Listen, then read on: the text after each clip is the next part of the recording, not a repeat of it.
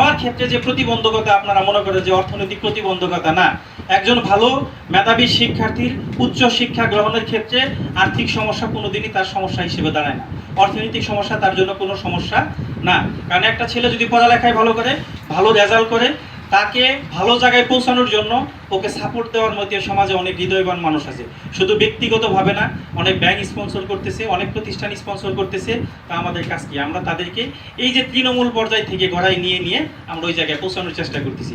একটা ছেলে এসএসসিতে প্লাস পাওয়ার পরে দেখবেন অনেক ব্যাংকে বৃত্তির আবেদন করতে পারে যারা ভালো মার্ক পাইছে। একটা ছেলে এসএসসিতে প্লাস পাওয়ার পরে অনেক প্রতিষ্ঠান আছে তাদেরকে নিয়ে একটা ঘড়ি বা কলম গিফট, মানে তাদেরকে কি সংবর্ধনা দেয়। স্বেচ্ছাসেবী সংগঠন ডবস কিন্তু এই কাজ করতেছে না।